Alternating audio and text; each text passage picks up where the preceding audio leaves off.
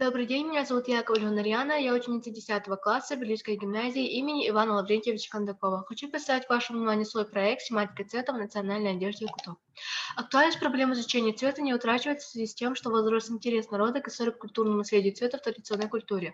Целью задачи проекта является определение роли и места цветовых оттенков в традиционной культуре. Предметом исследования является семантика цвета в национальной одежде. Объектом исследования является традиционная одежда якутов. Основополагающим источником в исследовании кутов стали опубликованные в разные годы печати труда по истории, археологии, этнографии, материальной и духовной культуре, народном прикладном искусстве Якутии XVII-XVIII веков. Культуру народа можно рассмотреть в самых разных аспектах, и нами выделен один цветовой, так как правильное использование семантики цвета имеет огромное значение в современном мире. Излюбленным цветом якутов является желтый и его оттенки – желто-красный, оранжевый, рыжий. Зеленый цвет малоэмоционален, связан с спокойствием с окружающей средой, цвет зелени и травы. В окантовке шубы и атрибутов конского братства этот цвет олицетворяет возрождающиеся силы природы и является символом молодости. Позднее зеленым цветом мастерицы, олицетворяющим материнскую душу, стал красный цвет, который является символом огня, крови и тепла.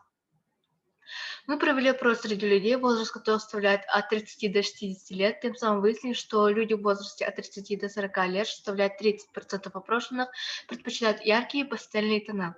Люди в возрасте от 40 до 45 лет, что составляет 20% опрошенных, предпочитают оттенки синего цвета. Люди в возрасте от 45 до 60 лет, что составляет 50% опрошенных, предпочитают темные тона. В заключение мы приходим к выводу, что морально-этнические и психологические стереотипы эстетического представления людей закреплены в определенных цветах и цветосочетаниях. С помощью теоретического анализа и практической работы нами сделаны следующие выводы. На цветовую сторону культуры якутов сильный отпечаток наложил дуализм из мировоззрения. В религиозном воззрении в якутов также присутствует выраженный цветовой аспект. Добрые боги Аитанграла противоставлены злым духом Абага. Цвет богов и людей белый, а цвет Абага черный. Термин, определяющий цвет, широко использован в устном народном творчестве и религии. В традиционной культуре народа Саха самое широкое использование цвета представлено в одежде. Также необходимо отметить, если в традиционной одежде предпочтение дается трем цветам, то в коллекции современных модельеров можно увидеть использование нескольких цветов. Таким образом, в современном прикладном искусстве меняется цветность и количество декора. Изучение материально-духовного наследия предыдущих поколений в условиях техногенного развития общества необходимо для сохранения культурного богатства, созданного в минувшей эпохе. Спасибо за внимание.